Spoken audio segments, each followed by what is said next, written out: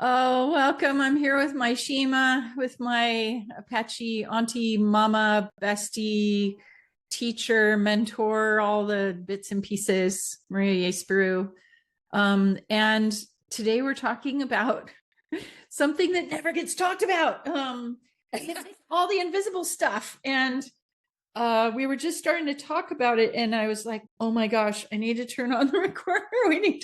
People need to know because there's a lot of people who are doing energy healing, past life healing. A lot of folks like me who kind of intuitively awaken, and then our guides are like trying to show us ways to track the energy, manipulate the energy, help rebalance the energy, do what they're asking us to do in the highest good for somebody.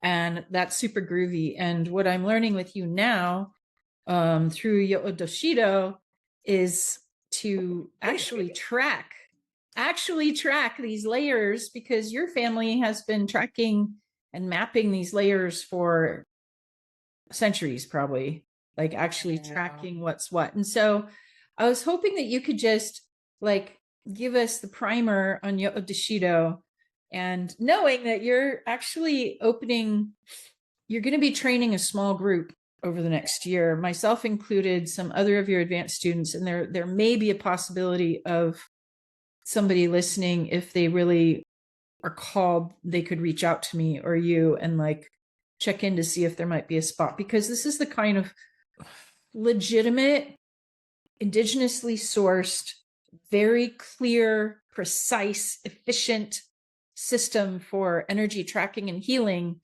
that is rare in, I think, on the planet right now, especially coming through an unbroken lineage. Mm-hmm.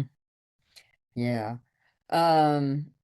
Okay, so yeah, Odashido, it really doesn't have a translation. It's kind of from where we look out, but it's talking about sensual telepathy, um, which is far beyond mental telepathy, okay? I mean, when you watch the mystical scenes from movies with Native Americans and stuff, well, that's a little fantasy, okay? Uh-huh. But there are foundations, just like any mythology, there are foundations of truth, right? And so there are a lot of sensory things that when you grow up in nature, with this kind of, I don't know, it's a spirituality, I guess, is what it's been called. When we look at these philosophies and that Earth is alive, the animals are alive, we all can talk to them. So, we through the years we've heard about animal communication, people getting into telekinesis and mental telepathy themselves, being able to see spirits, all of that, from the 60s on, especially. And they may have done it before that. I've seen little bits of it, but it's like that seems like when it really started gaining popularity, Mm, right? mm. And so I've been watching this, and everything that you and I have worked through, it's different levels of this, right? From starting that morning prayer and understanding that just joining with the morning and projecting positive is going to be the magnet that calls positive for the whole day, right? Mm. So that's one aspect. And so it's a type of co-creation, but also learning a language that speaks internally in ways beyond the intellect. How's that? Yeah. Beyond the intellect. If we're operating 100% on intellect, basically we are only operating, you know how they say we only use 10% of our brain or something like that? Guess where the intellect is? It's that 10%. So when we talk intuition, oh, we just increased to 30%. Now we're adding instinct, which is the body language, and it's not always about fight or flight, right? Okay. So it's about actually understanding the sensations that we feel and how to utilize them to communicate with other things, like the stone wall sitting behind you, right? Each rock has an intelligence. We want to communicate. Or when I come to your house and play with your son's snake, these are things that are outside the realm of what most people are brought up being able to do. Mm. Now, a lot of times when I talk about Yaoda, we have to talk with terms that are like chakra. Yeah, it's Kyong in our thing. Uh-huh. Layers of power, bands of power, the etheric web. So we're trying with what I'm doing here. This would be like, this is the last level of teaching I have. Okay, that kind of brings it all together and makes it make sense. And so for us within that etheric web situation, I know we kind of like been looking at other people's um graphics, right? To kind of try to draw some correlations. Uh-huh. We, like many others, believe there are 7 layers to that egg that we are.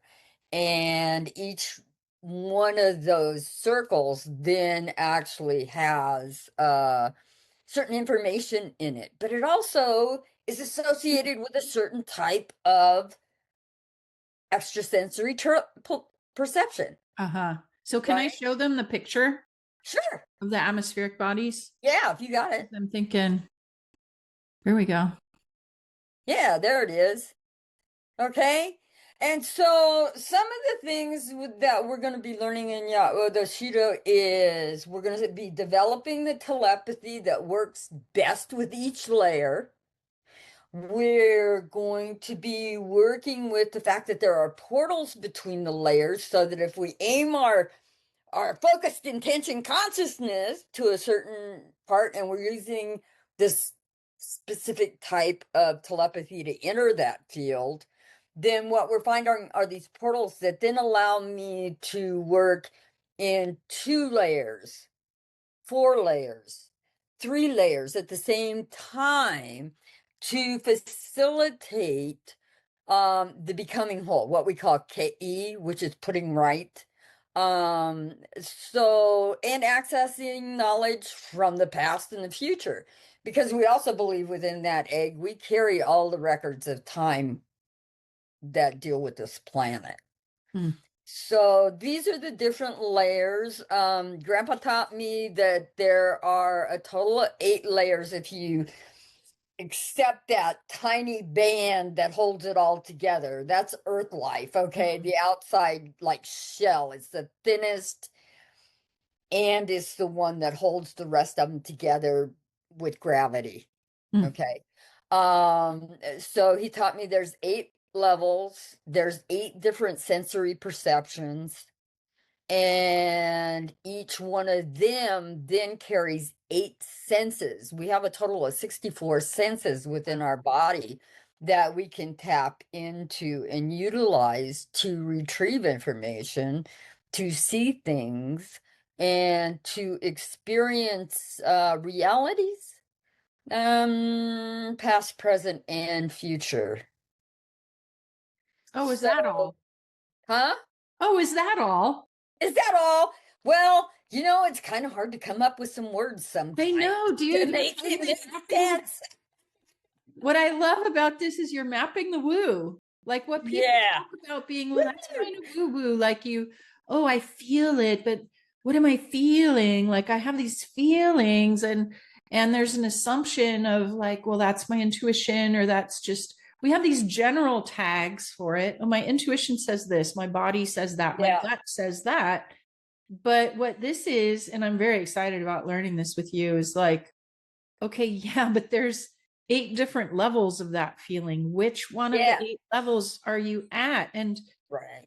I was sharing with you before we turn record on, I'm like, well, because one of your questions to the group that's already forming to be your apprentices in this, and like I said, there's still a few seats that we're waiting to see who's the right people to join us for this journey, because it will be it'll probably be a life path. Let's be honest. Like this is a very unique, and how many chances do we have to study with a living continuance lineage that speaks with clarity and authority to things that we're all playing in, we don't actually have a map for? That's I'm very excited. But I was sharing before we turned on record that But I feel like when I drop in to do a profound clearing, healing, whatever it is that I do for people, that I'm talking to their guides, and their guides are doing work on these levels. I'm not conscious. I can't tell you that was this ring or that ring or this. I'm just getting the metaphors. I'm getting the general feeling. And frankly, okay, cool. The proof is in the pudding. People Yeah. get a healing. That's fantastic. But there's also this level of refinement, kind of like going to university, like going to grad school, and actually understanding what your unconscious competence is doing. Yeah. Dude. And it's tied in with the clan guardians who are connected with the Pleiadian energies. And the way that you teach is experiential. So even as you're sharing these words and people are listening and going, whoa, like, whoa, the understanding of it is one thing, but the experience of it, the tracking and the way that you teach us stuff where you put us in the situation on the land and activate the sensation so that we feel it in the body, and then it never leaves you. It's not something that you know just in your brainiac. Right. So a lot of what we are doing is going out, having the experience, developing the muscle, because we're all born with this stuff. We used to talk about, things like clairvoyance, clairsentience, clair whatever, audient, All whatever. those clairs. All the clairs, right? Well, it goes beyond that, clairs, okay? Yeah. The family's much bigger. However, we used to talk about, everybody's born with one that they're really strong in, but the rest they have to develop through their lifetime. Okay. So, we have a lot of people that go around and have deja vu moments. We have a group of people in our community that see spirits all the time, right? That actively choose to be in that mediumship capacity. Right. I like to see spirits, but I don't do the mediumship thing. Somebody else can do that. We'll go into that some other time. But everybody's got these unique skills. Some people hear voices, right? And if they're lucky, somebody told them you're not crazy, right? And I think that's another part of why I'm doing this, is because there's so many things that come under this area of study, I guess, or life experience, that with the separation from Earth that's happened, everybody takes, oh, I'm going crazy, or I need to be on medication, or I need this, or I need that. Well, part of coming back into right relationship with the planet is understanding, no, these are your unique gifts. These are your superpowers. We need to develop these back to where they once were before we became separated, and stop understanding what they were. Because now, like, we receive a sensation and, oh, I'm getting sick, or I'm spinning out of control. And people run from sensation. Don't run from your sensations. Find out what they mean. Wow. And then all those ones that make you nuts go away. Yeah. So it's a much more profound partnership with your body, and not just the physical body, but like the sensory body. Yeah. It's like another realm of intelligence, is what I'm hearing you say. It really is. And you label it differently than, like, okay, there's the intellect, sure, but there's the intuition, which maybe is the dream or vision. That's cool. But there's this other thing that is you might say instinctual, but then people think it's like an automatic reaction thing. It's not. It's a deeper knowing that the animals have, that the trees have, that the stones have, to touch back in with that profound, deeper, connective intelligence that we can't always put words to. My grandchild just came in the room. Okay. Oh, hi, Grandpa. Now that I drew attention to her. Oh, okay. Oh, Grandma.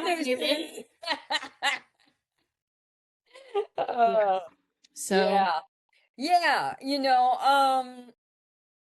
and lately I've started talking about the three I's, and I see most of the world goes, the way they process things is intellect, intuition, and, like you said, instinct then becomes for everybody about fight or flight. And it really isn't. It's a body language. So, and it is through sensation, just like animals. So it's your primal, um, intellect, maybe. I don't know. That see, we're using the word Yeah, I know. intellect. We get to find It's new words really because we this have to culture, define this together, okay? dude. And it actually came up the other day for me about the three eyes was something that, Vanessa said. She's our animal communicator. All of us use her in community. Um, so anyway, the vet, she was saying, "Oh yeah, well you do it the other way. You start with instinct and go the other way." And it's like, oh yeah, Oh, that made a whole lot lock in for me yeah. because that is it. I feel.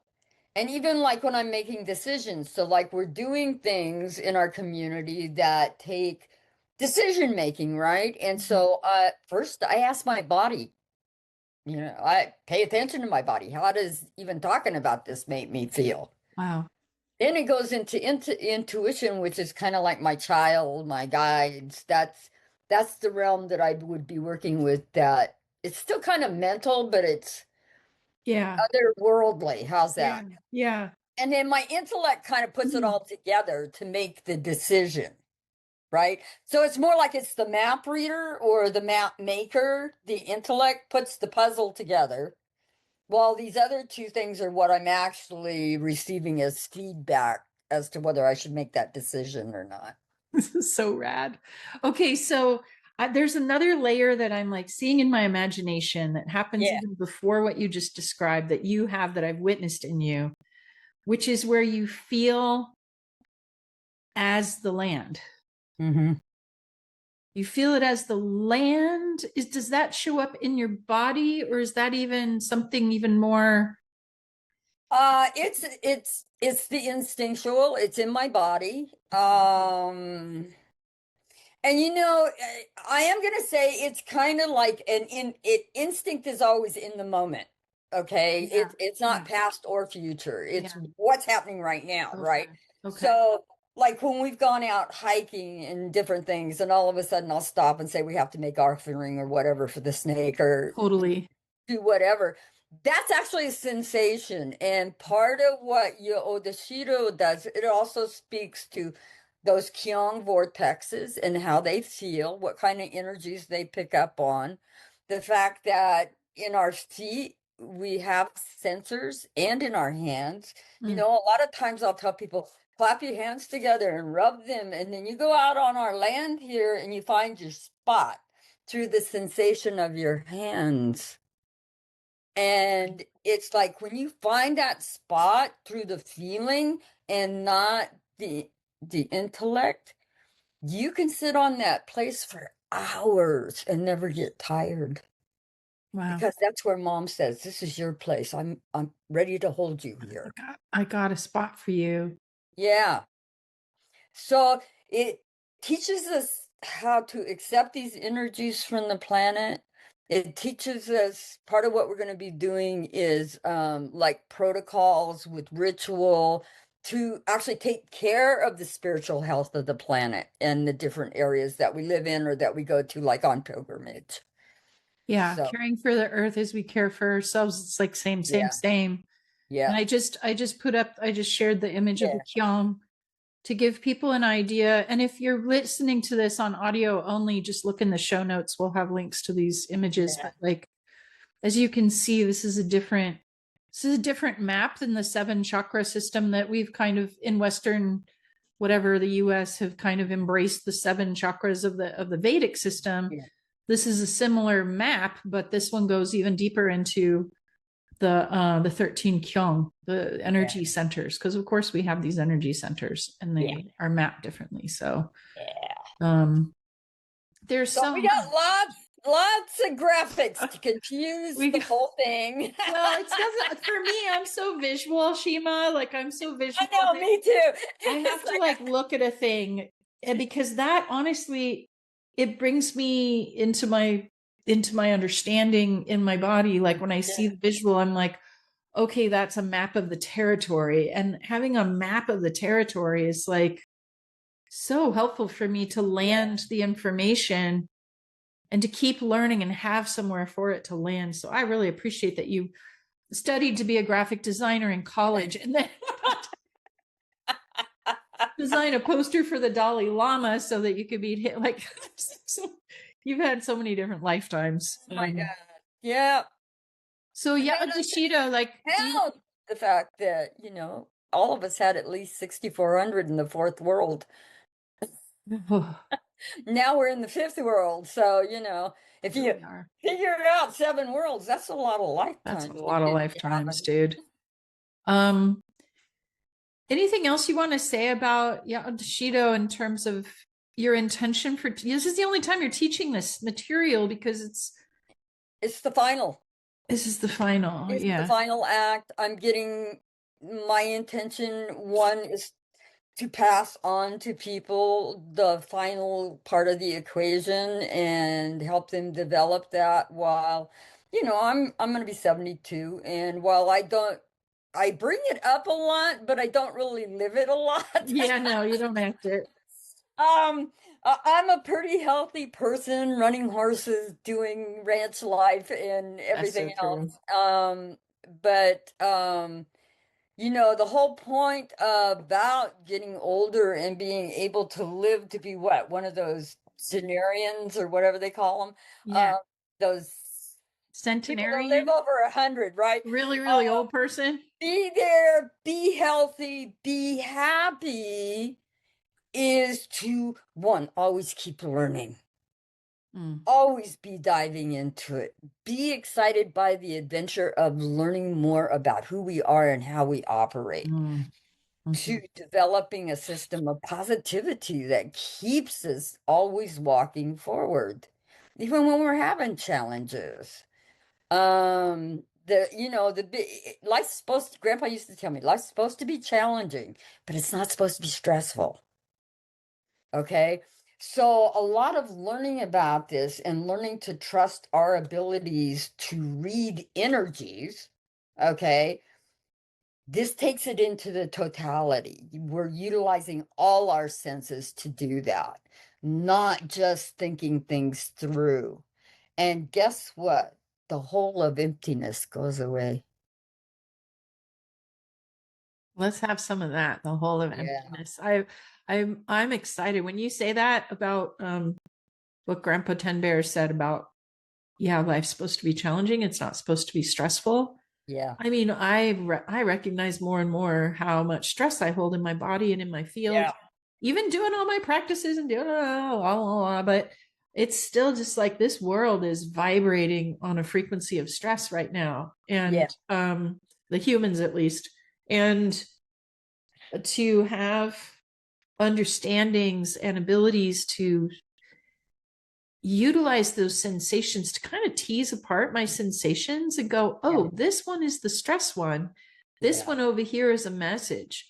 This one over here is an idea. This one over here is a response to mama. Here's where they belong on the map.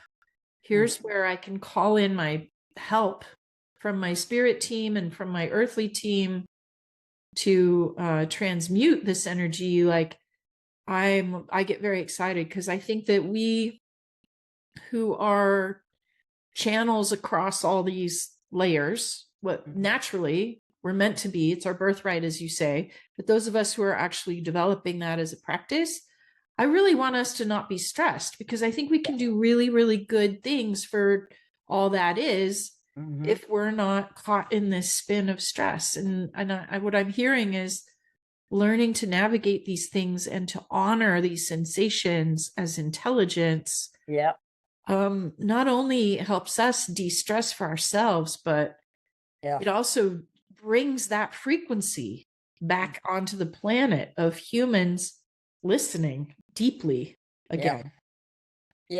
When we're working in Yaoda Shido, one of the things is that you really come to understand the power that you are when you co-create with Earth, which means a partnership, a merging, the understanding that I don't do it alone, but I do have the power to do what is mine.